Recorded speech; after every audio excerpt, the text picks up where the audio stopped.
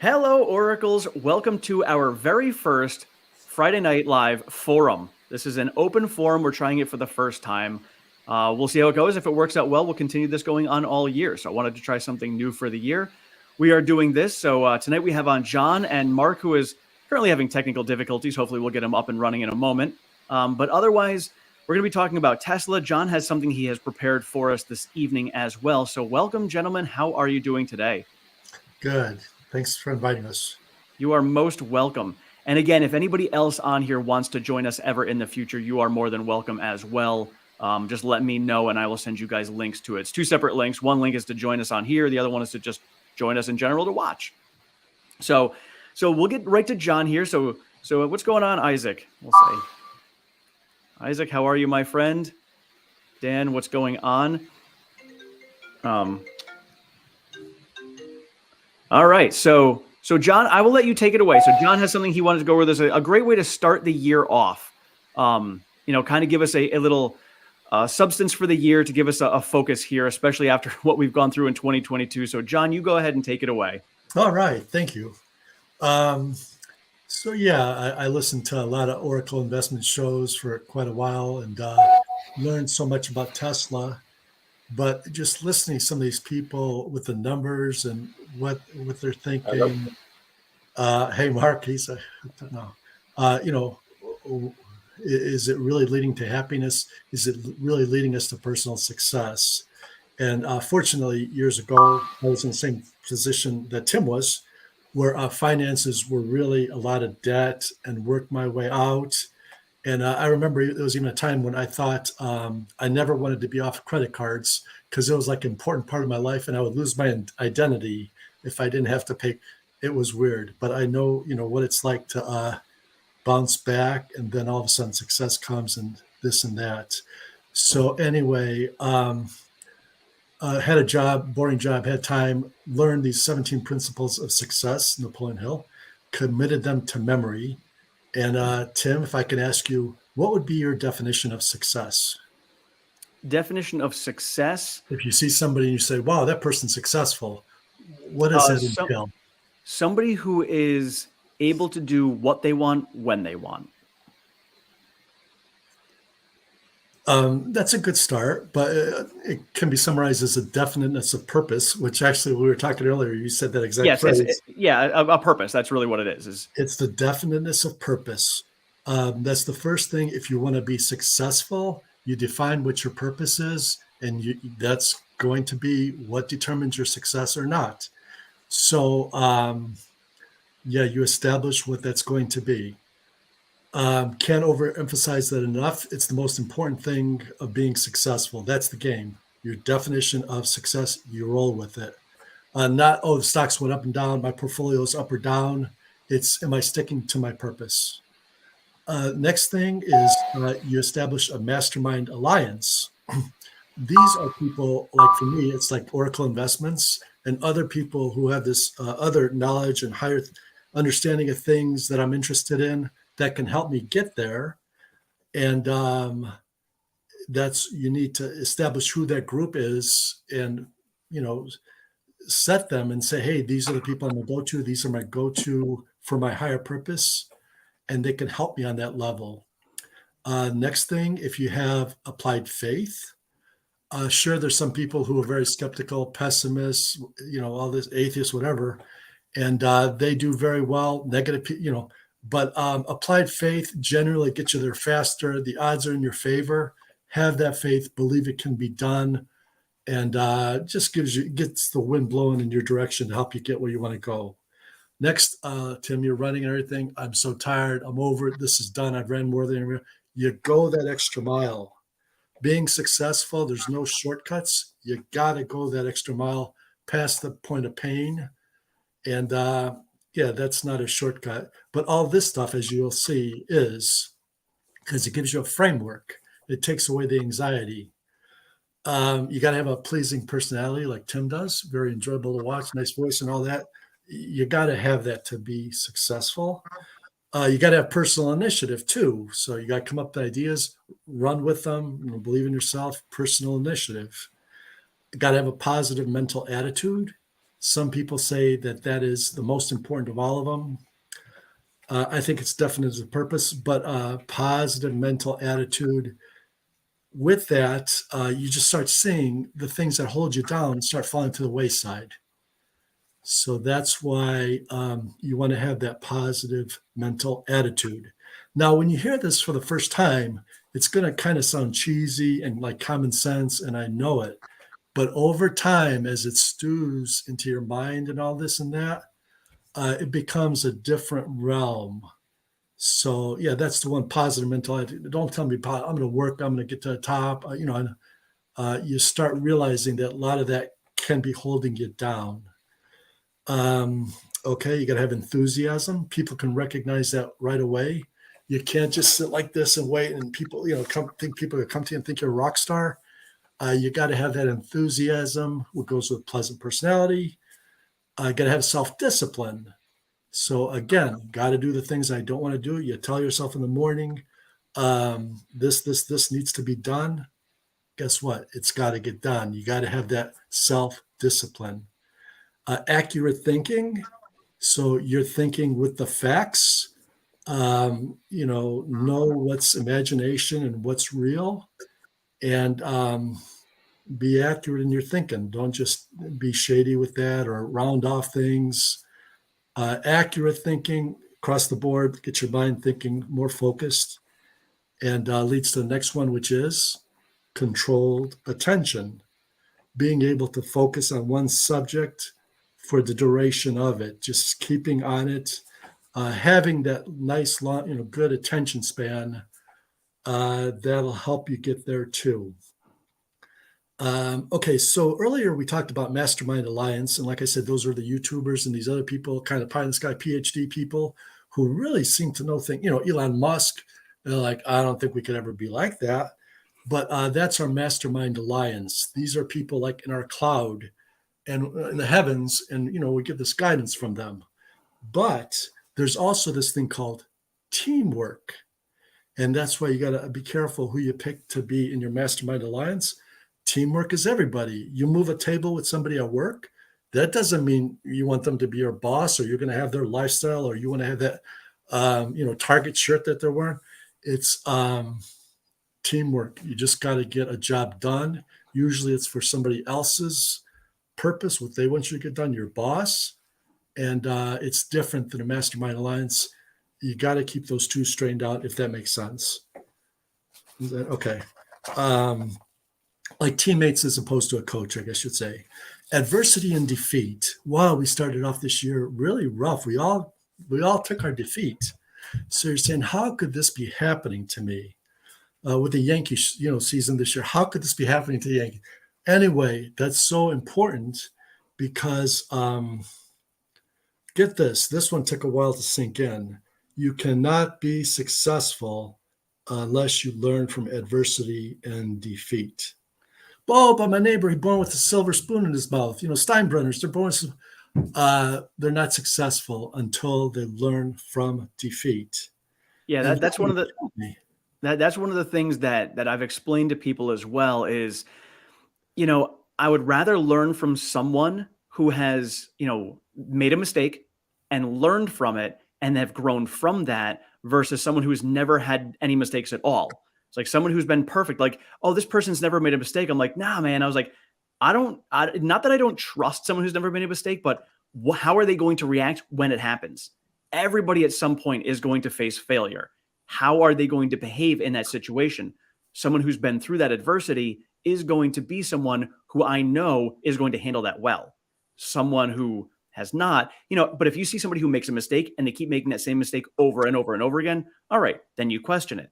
But somebody who makes a mistake says, you know what? I made that mistake. I will own up to it. I will now correct that and I'll be better next time. That's the person I want to follow. Yeah. Mistake is a form of defeat and a form of adversity. Yeah.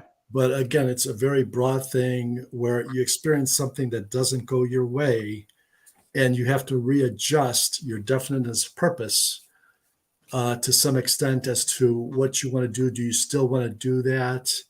And it's kind of like a challenge to the definiteness of purpose, which is all boils down to.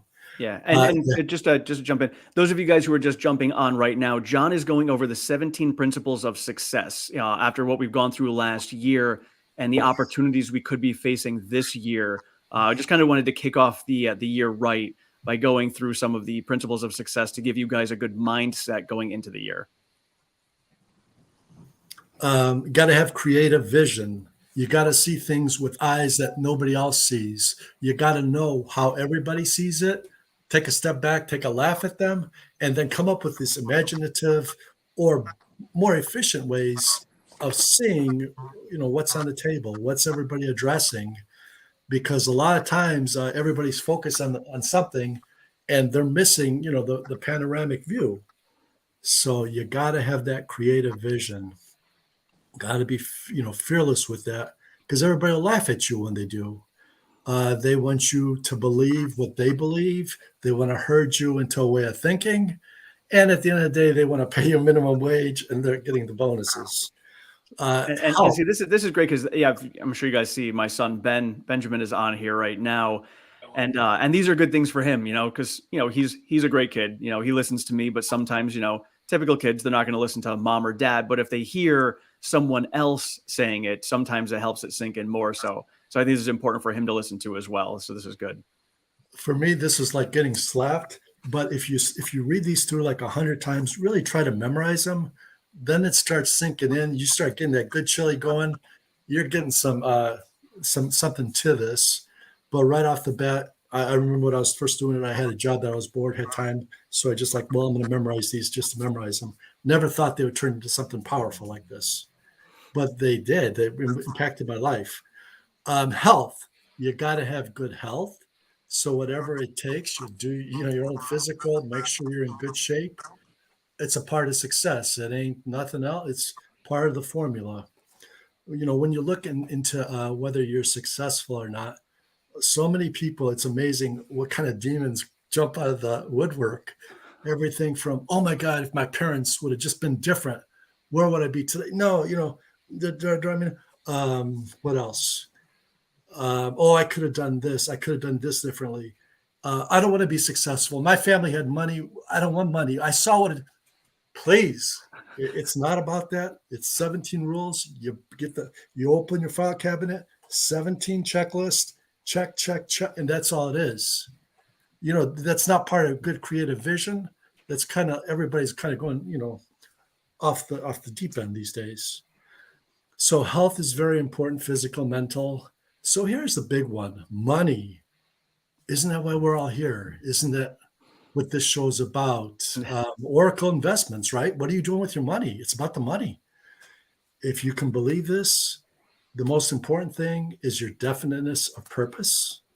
So come on, money is kind of important, right? Well, it is. But out of the top 10 things to being successful, guess what number money is? Number 10. Things like your business relationship, the things that you have access to, these other things. Money is important. It is top 10, barely makes the list. What's important about money? What's that all about then? Give me some graphs. I just want money. That's all I know. Okay, to be successful, all you need to know, it's rule number 16 out of 17. You balance your time and your money. That's all you need to worry about. If you're on the definiteness of purpose, keep it in check. But don't get caught up with everybody else's vision. Oh yeah, it's about the money. Boom, boom. Now, some people, they have a natural talent at this. It's almost like they never even heard of these. And it's like you talk to them, it's like, wow, they really get it. But if you see it in writing and you apply it, I think you got like an advantage because you got like a structured way of thinking, and that it exists. It's been studied. It's been proven. This is thousands of millionaires that were studied, and this is what Napoleon Hill came up with. The last one, again, very mysterious. Sometimes they call it the cosmic habit force.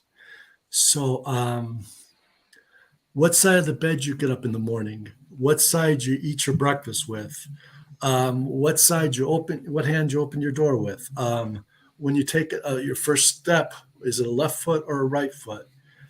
These little things that you do repetitiously, no matter how insignificant they are, you're sending a signal to the universe that this is your more than this is your fingerprint.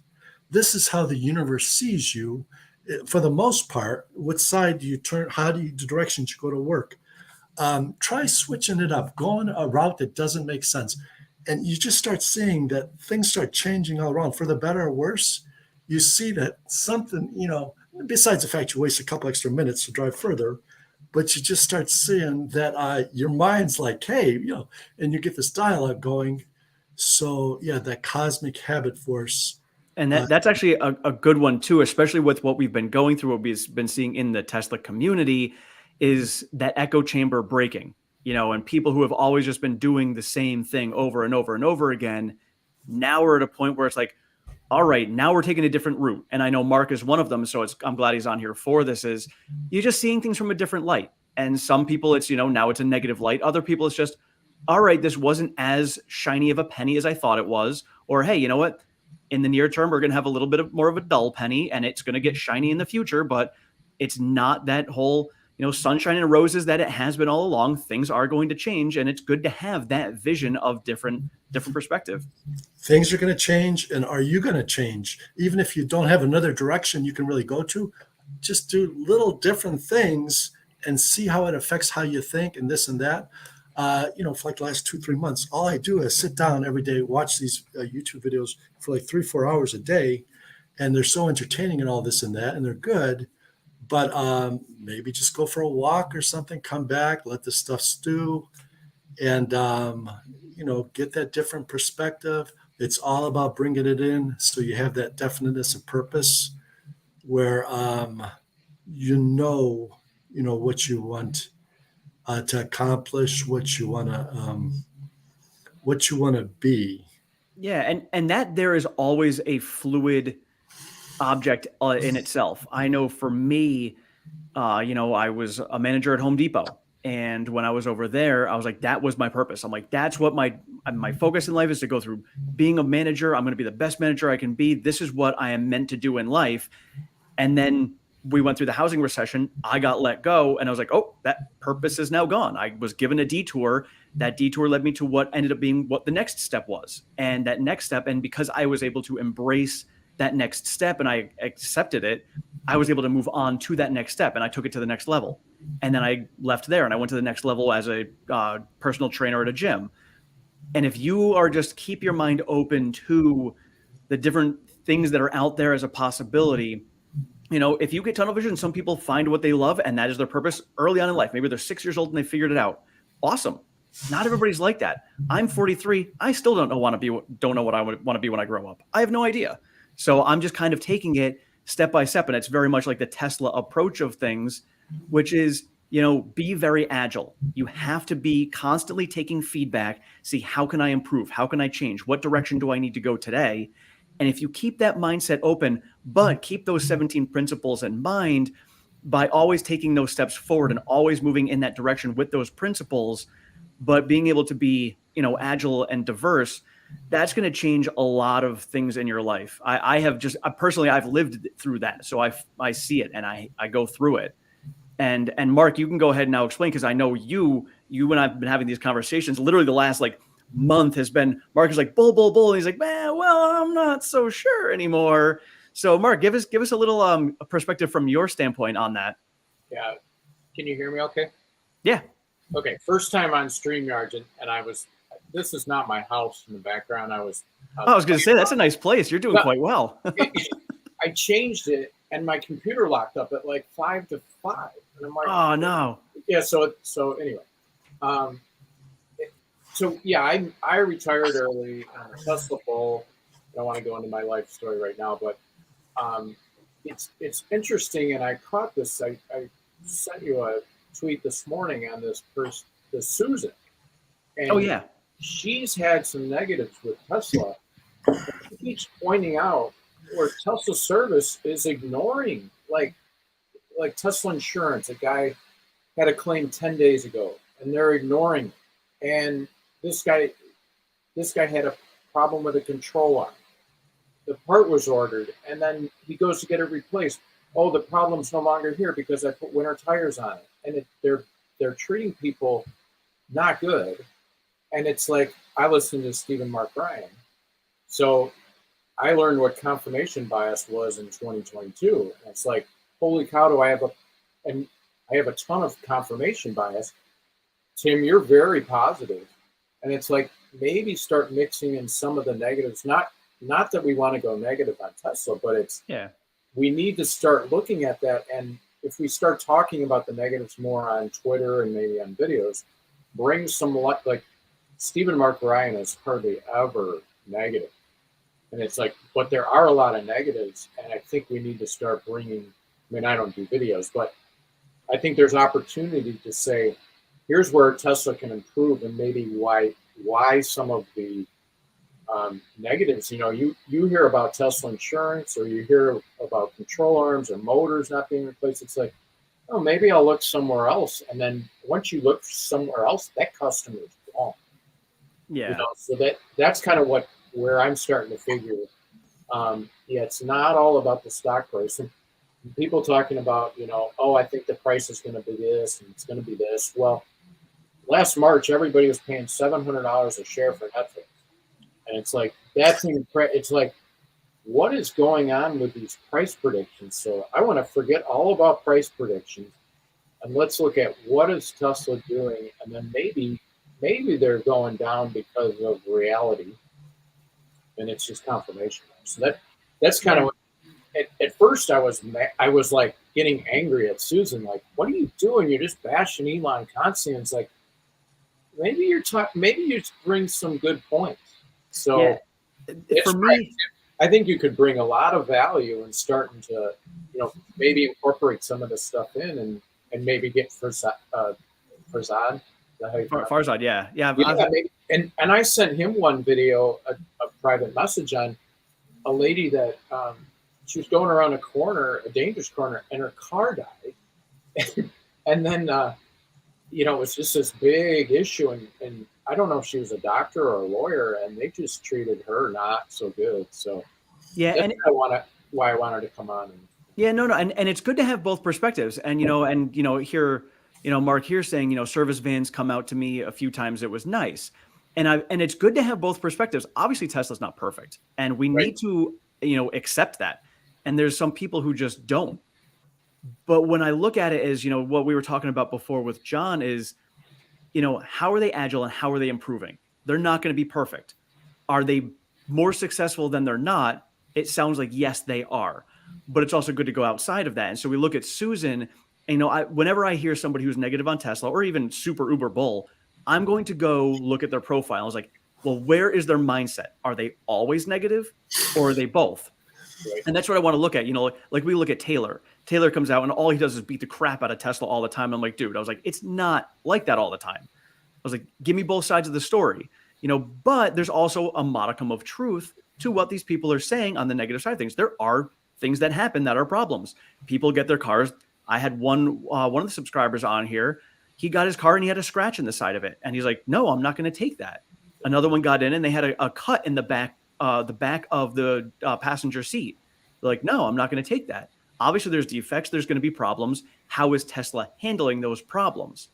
And one of the things that keeps me very positive about when I hear negative stuff like that is how Tesla operates in their culture. And in their culture, they have it's an immediate feedback loop. And as an employee there, you are required to go to your manager and tell them what you need to improve. They're like, what are we doing wrong? What can we do better? Because if you're telling us that we're perfect, I know that you're not paying attention to your job, because we know that we're not perfect. We know that we can improve. And so knowing that Tesla has that mindset tells me that they are looking to improve. So then it comes down to, when we hear stories like this from Susan, is Tesla actually doing something about it for customers? Well, what's interesting you say is in the immediate feedback loop on the internal. Well, why would you not have one on the external to keep these people off of Twitter and make them happy? So what that was, and so the feedback loop that's internal, it actually comes from customer feedback. So customers in their car, if they have an issue, anything that comes through, it's almost like an Amazon review. Those there's apps in your store. I don't know if anybody has watched the Joe Justice videos. he explains how when you become an employee, you get like a whole plethora of apps on your phone as an employee. And when you get that, one of them is a feedback loop. So it's from customers. Customers are going to send the feedback. They're going to send it over. And if it pertains to your area in the factory, you're going to see that. And you're going to say, okay, this is something I can actually do something about. Let me see if I can improve it and make it better for customers. Yeah, it's weird that the customers seem to have ongoing complaints, and it's like I've called like the Tesla insurance was. You can see where the guy, this driver's side, I don't know if it's driver's side passenger, but they were all like he put in a claim because they're smashed, and 10 days he's gotten nothing, and it's like that's just weird to me because of this constant feedback. It's like, well, why would they just get let? And it's something I just noticed recently, maybe because of Susan, where it's like maybe we should start looking at the negatives more, because we don't want customers going away because of these negatives, even though the positives outweigh the negatives. And I know Elon's talked about we need to improve service, so I'm sure they're working on it. Yeah, and we know that insurance for them is a newer thing. So, it's like, are they improving on the insurance? And I'm going through the comments here, and I know, like, I can't get it in my state. I've heard very good things about it so far, but I don't know if anybody's had to file a claim. I haven't seen anything on that. So if you guys in the comments, I'm sorry if you said it and I missed it. If anybody's had to deal with a claim through Tesla insurance, please let us know what your experience was like. I know, and of course it goes differently. Like I actually literally just switched yesterday my insurance companies, but I had Geico for the longest time. And my uncle would tell me that it was crap. He always had bad service with them. I'm like, I had 2 claims that I had to put in with them. Very seamless both times. I had no issues. So sometimes it comes down to, going back to something that John was mentioning in the 17 points is, it's your perspective on it, how you are handling that situation. And if you go into it with a negative mindset, you're probably going to come out with a negative result. So, that factors into it as well. And that's one of the things I try to look at with the psychology of what's going on in the community and everything that's going on is where's everybody's mindset? What is going on? Because right now everybody's, not everybody, but a good chunk of the mindset out there is in the pooper, and it's not so pleasant. So it's a matter of, just trying to balance that off. And like you said, Mark, let's look at the reality of what is going on. And yes, there's mistakes. Is Tesla improving upon those? How are they handling these challenges that they're facing? And are they going to be the best overall outcome for the majority? And I think that's something that Elon had brought up many times is even when it comes to FSD, he knows it's not going to be perfect. He knows eventually there's going to be an accident and somebody is going to get killed from using FSD. It's going to happen. It's going to be nasty negative publicity. These are going to get crapped all over. But when you look at the grand scope of things, it's going to be safer than having humans drive. So, and, as he said, he'll take all day long all of the lawsuits that they have to face because you don't realize how many lives are being saved because they're being saved. Think about that car that just went over the cliff. My dad had sent me this morning. Let me see what his text was. I guess over there, he's in San Diego and he got a local report. Let me see. He said, yep, the quote from a local reporter, their improbable survival is likely because of luck and a well-built vehicle. The driver underestimated how safe the vehicle could be. Yeah, that was pretty awesome. I mean, like, hearing things like that, is like, obviously that's a positive net for Tesla and for FSD and obviously going forward. But then we hear all the negatives and people come out with only the negatives. They're going to find these edge cases and bring out. And then it's our job as a Tesla bull and a Tesla investor to say, is this just an edge case? Or is this something we truly need to pay attention to and be concerned about? And I think it's good to do that. And to your point, Mark, it's important to look at that because if you sit yourself into an echo chamber and think Tesla is perfect, that's a bad place to be. I do not recommend being there. I'm very bullish on Tesla. I think they're going to be the greatest company to invest in long term. But if you think that Tesla is perfect, that's actually detrimental to Tesla's growth. If I could chime something in here, I would say, let's take a step back. The bull always charges and we're supposed to be bulls, but bulls don't always run. A lot of times they're stopping. There's a good patch of grass there and they're eating. And then when they're ready to charge, they charge. I think what you need, to be successful is to say, is Elon part of my mastermind alliance? Is Tim, all these different things, are they? And I think we all think they are. So anyway, it's okay to go in there and challenge them and say, this is where I want to go. This is what you're doing. There's a discrepancy. Do I need to learn something else to get there? Or are we just on a different path? And big shots like this guy, I think it's like butt heads a little bit, and you'll get a higher answer, and you'll realize how to get on that higher, safer ground. But listening to the flow, they'll almost always take you how they want you to think, and they'll help you to forget where, what we thought of China like 10 years ago. Like, Chinese people weren't taken respectfully. They were making this cheap stuff. Are you kidding? China compared to Japanese cars? Are you crazy? Your sanity would be tested. China, come on, they make and now it's all about China. This whole thing, this whole dynamic is changing so fast. So, that's one of the big things Tesla did. Mechanical cars. I just saw an old magazine that I had from about 1990, and they were advertising, I think it was Chrysler, but they were going to come out with this electrical car. And if you follow up on that, you see that they actually made like 1,000. They generously gave it to like 1,000 people to try, and they malfunctioned. And Chrysler, this big company called, I think it was Chrysler, I'm not sure, but they said the world's, obviously they said the world's not ready. We did everything we could. We put millions into this. The world's not ready. So, you got to take a step back and challenge this. For me, my big definition of purpose, letting the cat out of the bag. But I want to understand how this money thing works and how these really successful people that are not millionaires, that you call them millionaires like Trump, and they'll sue you. They want to be understood. They're not millionaires. You know what I'm saying? So we cry because we lost $1 million. People like, the guy Virgin Atlantic, he'll cry if he didn't make $1 million in a day. So it's a different mindset, a different game. And we all kind of have the same types of brains where we can start understanding this and that, and understanding, the bigger picture, which sometimes economics helps us, investing helps us. Other times we miss some critical things, and it has us running for the hills. My thoughts.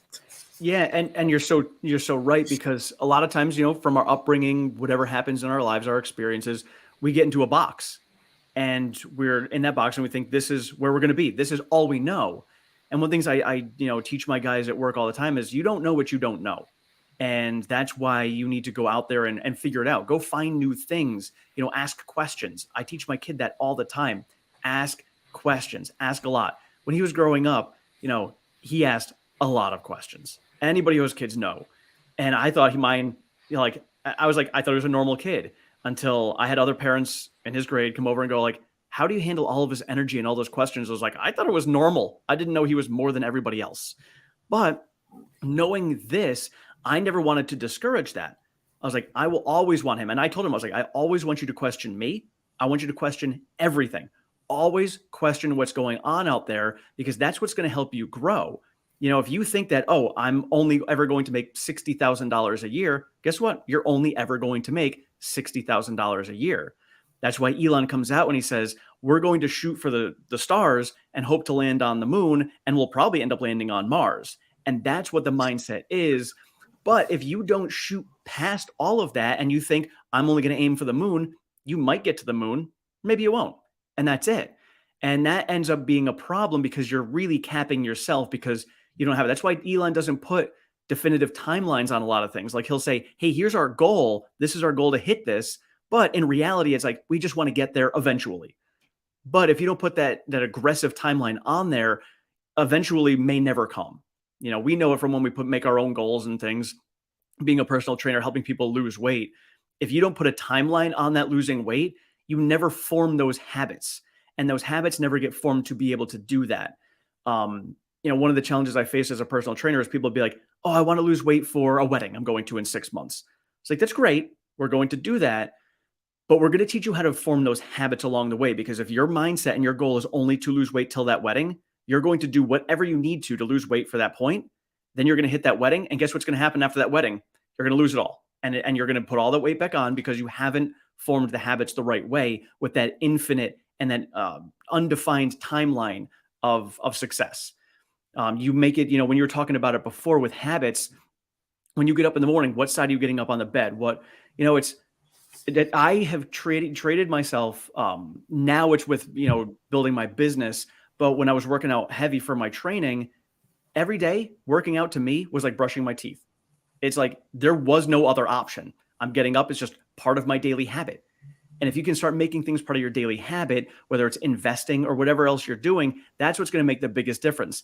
That is what is going to really help you build your future and get to your purpose as to what it's going to be. And again, Tim, did you ever have like a day where you said, well, I always run this mile, but today I'm going to try running it twice, or I'm going to do something, I'm going to take a different path, or just something really radical to shake up the routine. But just having that strong routine is a great thing, I think. But when all of a sudden you're like, I'm going to wear leg weights today, that like totally changes the equation, I would think. Did you ever shock the system, so to speak? Oh yeah. Yeah. Hey, Kiju, how's it going? Yeah, that's actually something. So when I was training for my races, I would always try to push myself more. And one thing you have to be careful of, and actually this relates perfectly to the Tesla echo chamber that we were just in. I would consider the last 2 years of a lot of these Uber bulls was like overtraining. You push yourself and you're always go, go, go, go, go. You don't give yourself that chance to really catch reality and be like, all right, I need to take a step back and let myself rest and truly see what's going on out there. And then you end up breaking. And that's what we did. We pushed that stock to the point where it was overtraining and then we broke. And that's really kind of where we're at now. And obviously there's so many factors that went into why the stock has come down the way it's at. But even with overtraining, you can now figure out, all right, well, what did we do wrong? Let me settle myself and get these good, healthy habits to grow in a healthy manner afterwards.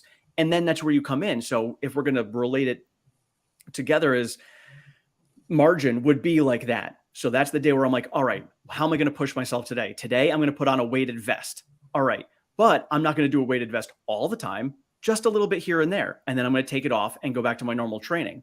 Because if you do that weighted vest, then you do a weighted vest. All right, now I've got a bucket of rocks. Now I'm going to push myself with something else. Now I've hurt myself. Now the margin bubble pops. Now we're where we're at. And that is exactly what happens when you do too much too fast. And if I can throw a vicious curveball at you, yeah, I would say it's about your definiteness of purpose every day. That's all you're responsible for. And I know after just listening to me for 17 minutes, this doesn't register, but this is how I see it as, I sit here today is that's it. Every day, first thing you ask, isn't Tesla going to go up or down? It's what's my damn definiteness of purpose? That's called responsibility.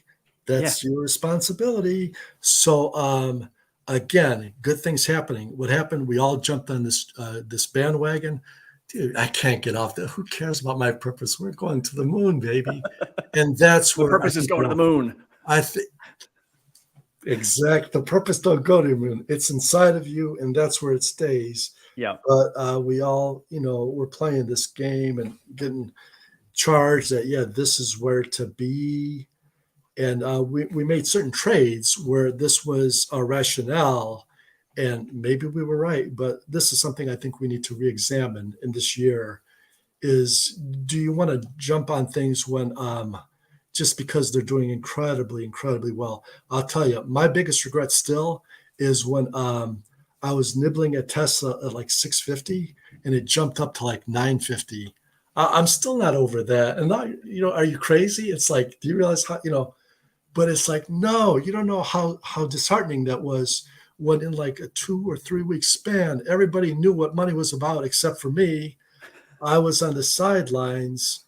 And I'm telling you, as hard as this last, for 3 or 4 months have been, I don't know which was worse, how I feel, because those are some rough days when things are going up and you're like, well, I'm gonna, and they did. So. Yeah. And then here, going back to your habits, thoughts on DCA on Tesla, that to me would be my daily workout. That to me is waking up and brushing my teeth. But that's my own personal thing. Again, none of this is financial advice, but because I see in the future. And to me, Tesla's not my purpose.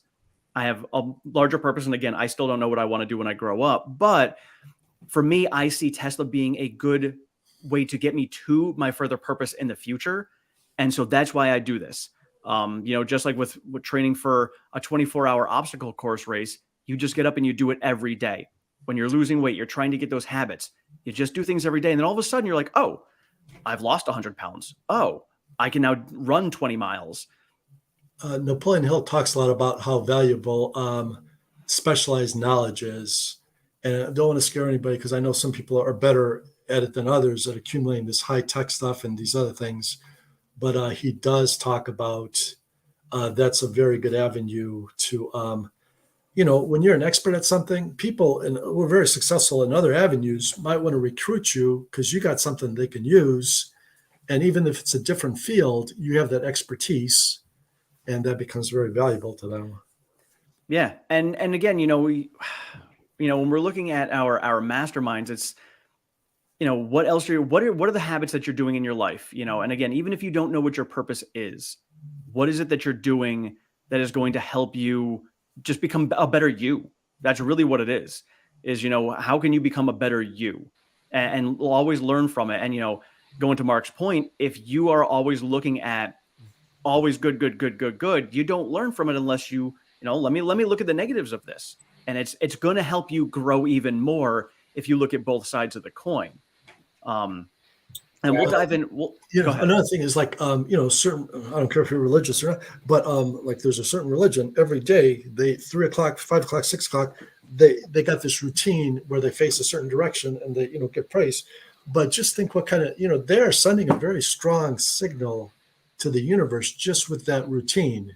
So they say it's religious, but in the scheme of success, they got this habit force where every day, 3 or 4 times, they're applying their faith and they're going that extra mile to kneel down, and to show this reverence that they have this faith. It's a very strong signal. So. Yeah. And so now jumping over to the stock, obviously we saw an awesome performance today. So very, very happy about that. Obviously we've been beat down. So seeing green like we saw today was good. So we got the jobs report that came in. The jobs added was a little bit hotter, but the payroll was down under what they wanted it to be. So that's why the market rallied today. Looking at the pricing for Tesla itself, how do you guys feel about Tesla coming down on their prices? I think it's smart because it's going to drive the demand. Because I think the biggest talk right now is BYD is the competition, and there's plenty to go around. But if China's locking down people, how many people can afford vehicles? So you're not going to incent. If BYD is a cheaper car and somebody needs a vehicle, well, I can't afford a Tesla. So as long as the margins are still good, I think that's best case. Yeah, I think we're going to end up seeing, and that's why Q4 earnings is going to be a big tell for me. Obviously we saw prices did come down in China for most of the quarter. We saw, obviously the last month, Tesla came down on prices here in the US with their discounts. So what are margins still looking like on Q4? Because clearly it's going to be even more drastic going into Q1 with the prices in China coming down as much as they did today. And I have no doubt we are very soon going to see the price cuts coming in the US, looking at the inventories already growing quickly near me. Because don't forget the EV tax credit this year is not a rebate. It's a tax credit. So you're still paying. And with interest rates as high as they are, I remember when I was talking with Herbert last night, and he said, one of his guys, Jeff, did a whole study looking at the graphs, and there isn't a direct relation between higher interest rates on vehicles and a decrease in sales.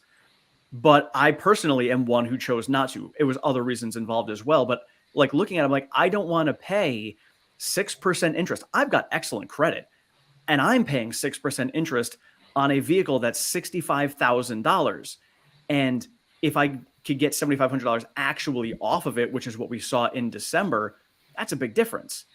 But we're not going to get that again until we get to next year. But now looking at the prices of China, like those prices just came down, and now the Model 3 standard range over there is 33 grand. There's your $30,000 car right there. We already have it. It's in China. But the big question is what are the margins that we're getting on that? But if we sell more of them, and I think I lost my train of thought, but I think it's good, and it's kind of like the margins. Tesla's competing with Tesla because it can just totally destroy the other auto manufacturers because they can't lower, and Tesla's just starting to lower. So it's like we're looking at a margin that's it's Tesla margin compared to Tesla margin. And I know that's how they value stocks is, well, what are the margins? What's the future price? And it's like, I don't believe that because my Netflix example, you didn't know what the heck you were doing. Nobody did. Because everybody was buying at 700 and now it loses, I don't know how many customers and it just plummets. Yeah. It's like, okay, so now, yeah, Tesla has lower margins, but they're just destroying all the other manufacturers. Yeah, if I could say something here, it's I mean, that's nice talking and we're playing the game. No, it's about as far as that goes, it's about balancing your time and your money. If you can afford a Tesla, it's probably a good idea to get one. And it ain't like, oh, I just sold out 35,000. People are going to look at you different. If you're a single guy, ladies are going to look at you different. You ain't going to be paying $5,000 till it's just lunch anymore. People are going to look at you different if you're driving a Tesla. You got these different features on there. Let's not lose sight of what it means to drive the T. And that's a lot of times when I hear this, it's like the investors have lost sight of the excitement of Tesla, of the car, of the experience. And I know there's not enough time in the day to talk about both, but come on, Jay Leno took the time to drive it and break the record, fastest time in the world. So are we that wise where we could throw it on the carpet? Who's Jay Leno with 200 cars and loving the Teslas above all of them? Because we know better. Because we know, $35,000, $5,000 rebate, this and that.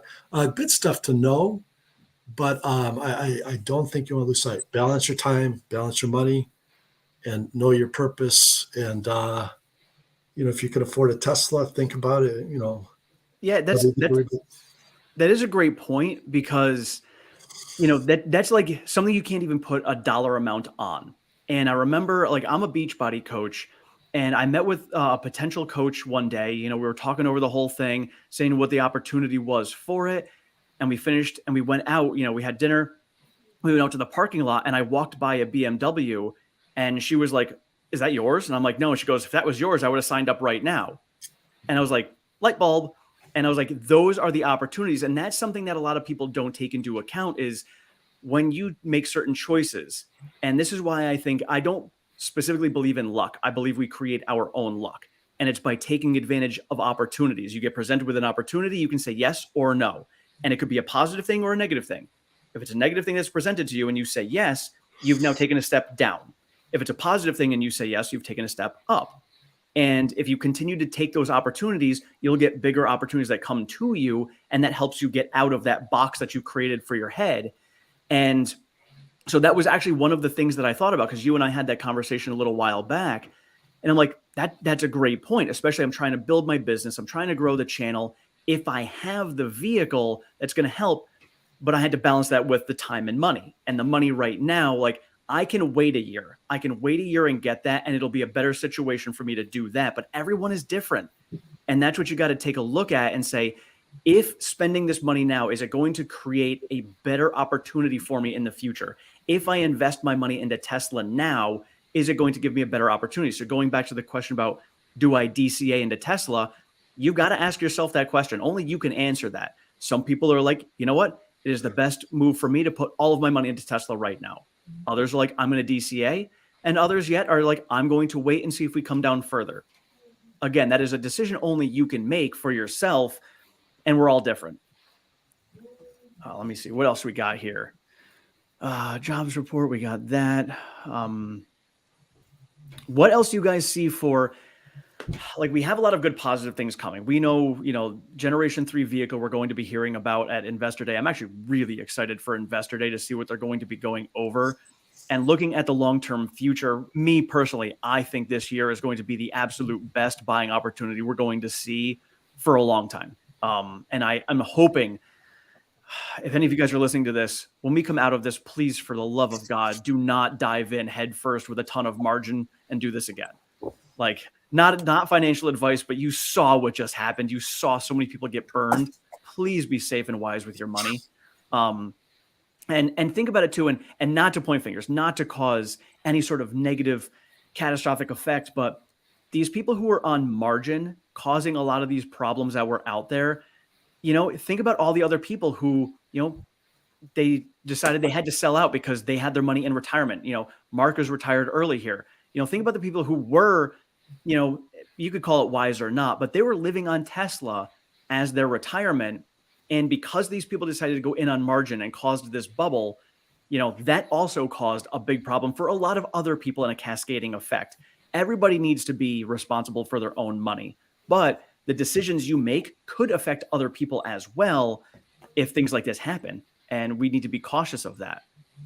One thing that Elon's saying it, Jeff Bezos is saying it, all the billionaires there, if you listen to the All In podcast, I listened to the one they just released, and it's like, we're going into a recession. It's like, somebody asked about DCA, and it's like, I wouldn't go in all in. And like Elon said, he's expecting till what, next year?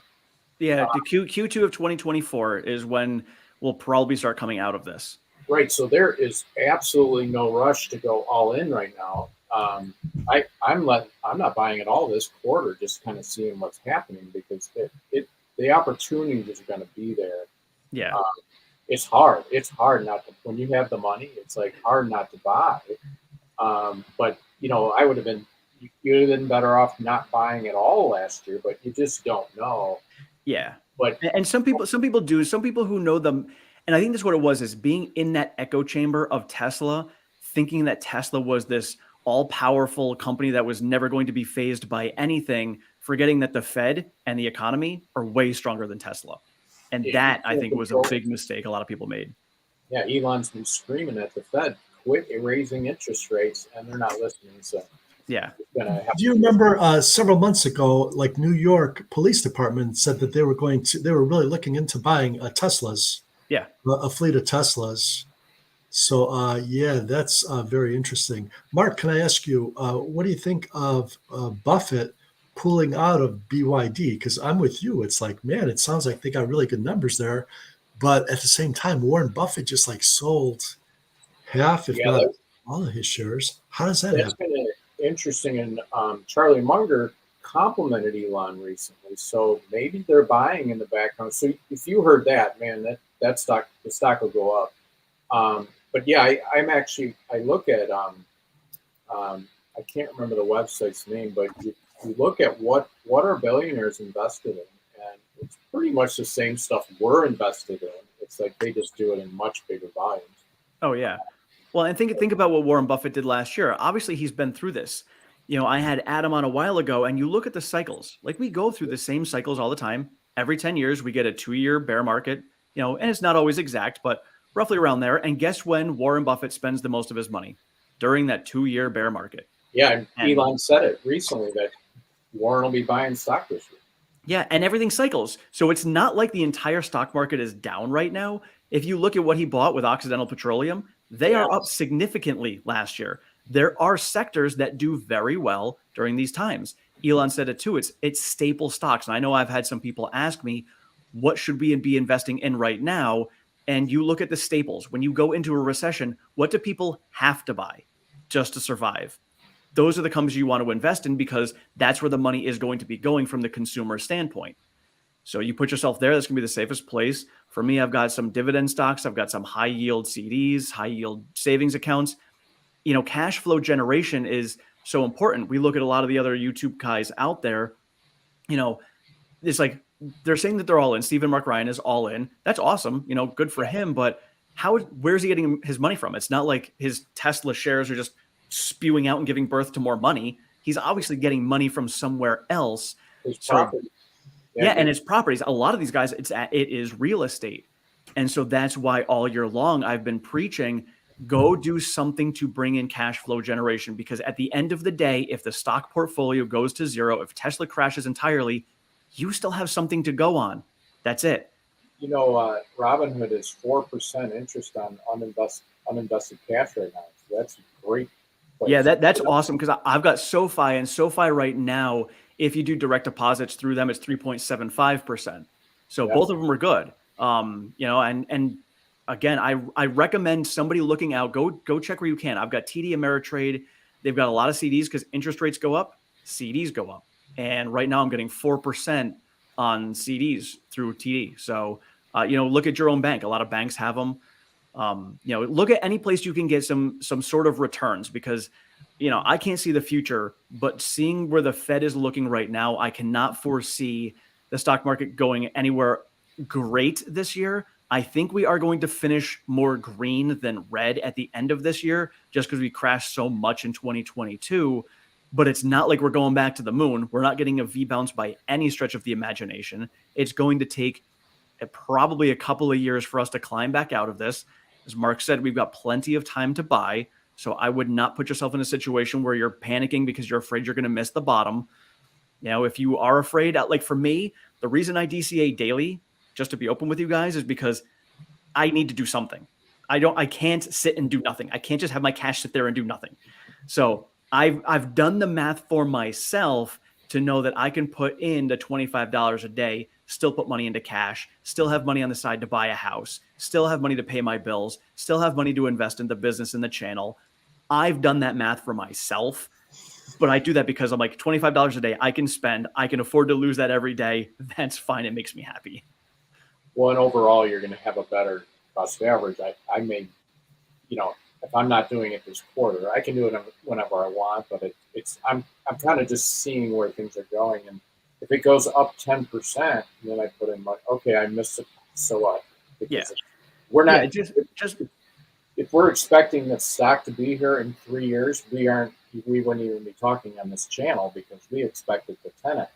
So if you miss a 10% gain off $100, okay, you missed $10.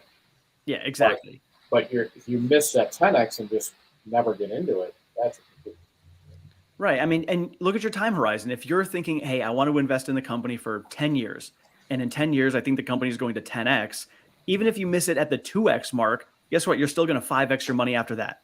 Does not matter. You're still going to make a great return on your investment, and that's it. And somebody brought it up here. So Starlink, yes. So I don't know if you guys heard Chamath had mentioned on the All In podcast about Starlink might IPO this year. I was thinking 2025. Dude, if it does it this year, I mean, I know I'm sitting on some cash for Tesla, but good golly. Thinking about an IPO during a year like this, I know I'd want to be in. How about you guys? That's a money thing, so that's what I'm trying to figure out. I can't wrap my mind around it, but yeah, very growth stock. But how can you pass up on it? We don't even know what satellites do, but by golly, they're doing everything. Exciting stuff. I think it's fun to say, what if Tesla goes up 10% in this year? It's fun to drop back and make a scenario of what's going on in the rest of the world. You can say, well, legacy has gone up 5%, and that's why Tesla's only gone 10%. Or what are these factors that are creating your goal? And just keep taking it, further and further out. What's going on in China? What's going on with the pandemic? What's causing these goals that you have? And you might fall into something where you get an idea, and then all of a sudden you see a hot trend, and it helps open other doors as to how you invest, if that makes sense.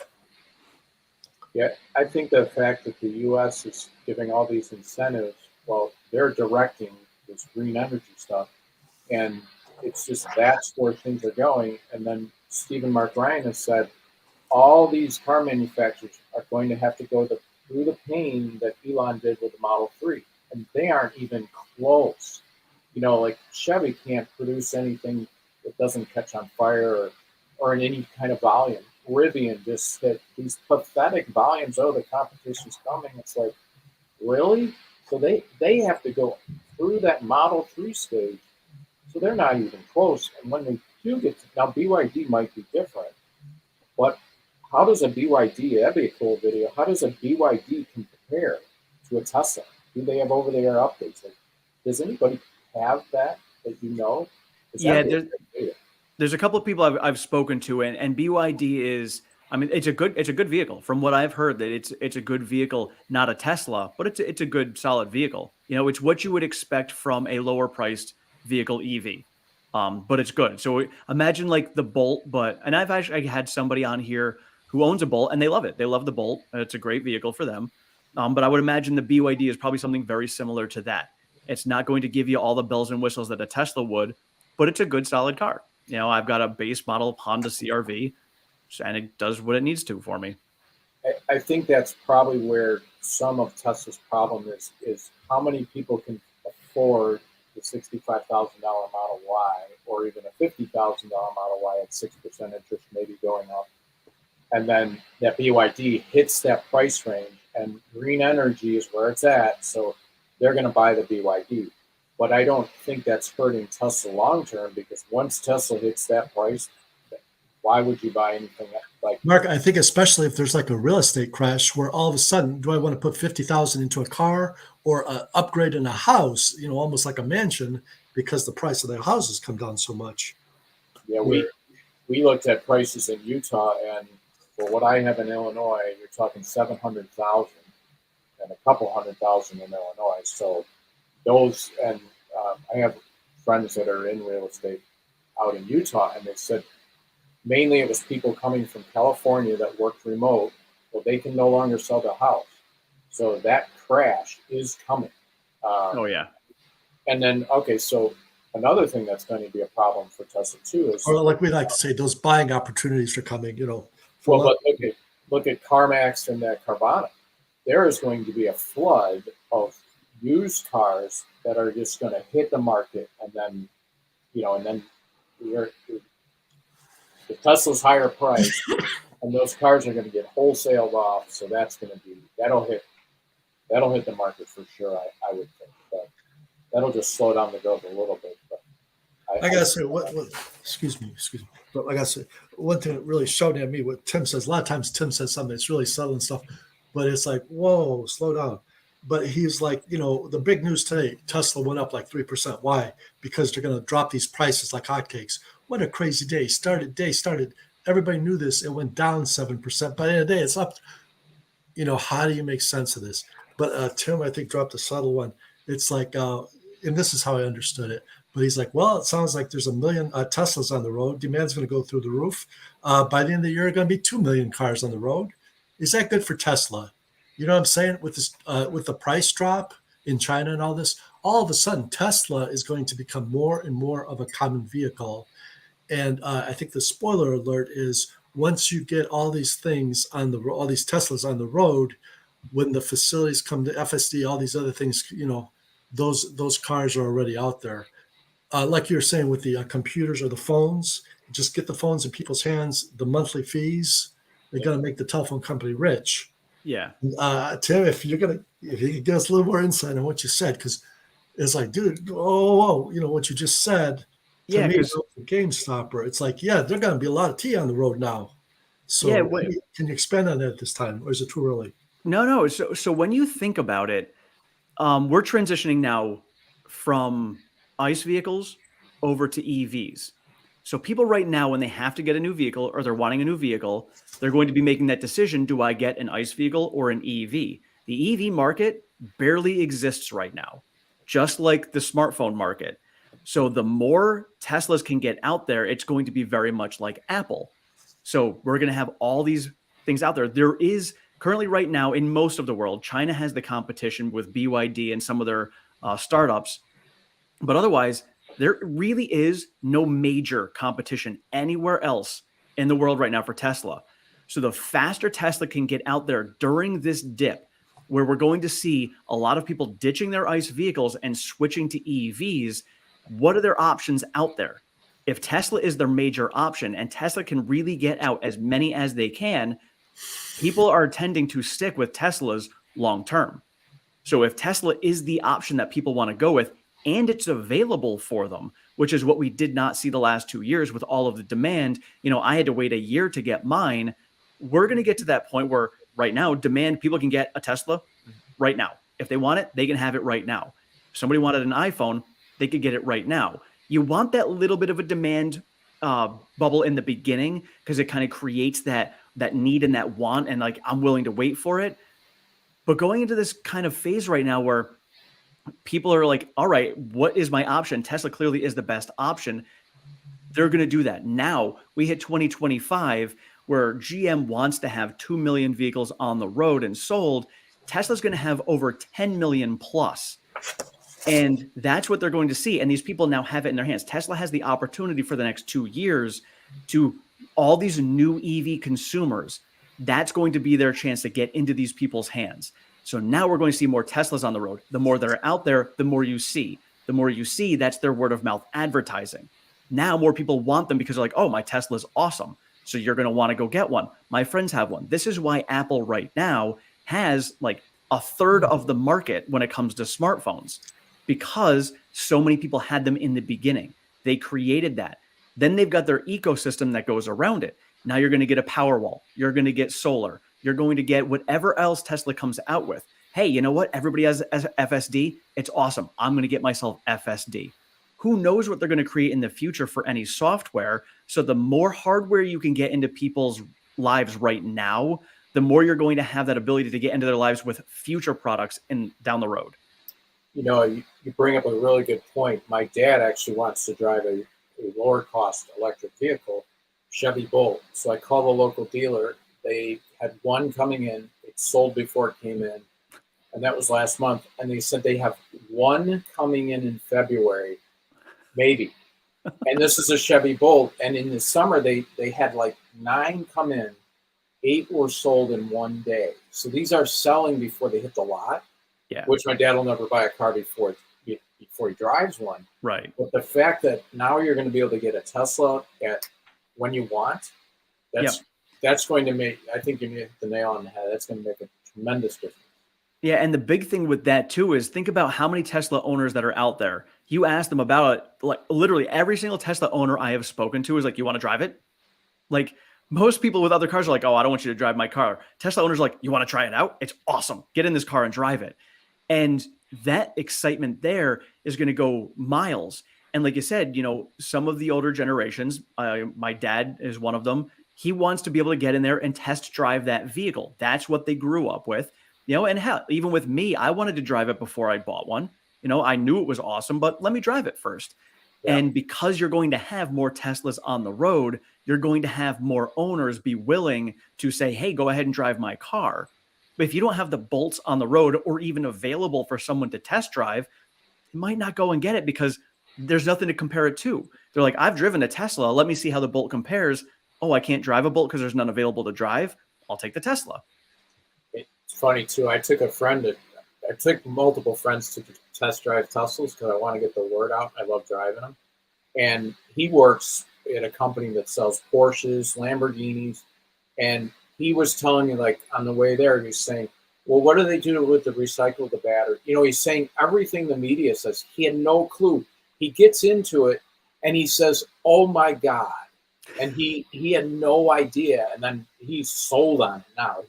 He couldn't believe it, but it's because he's never been in one. And the more people that get the word of mouth gets out, and there's no stopping.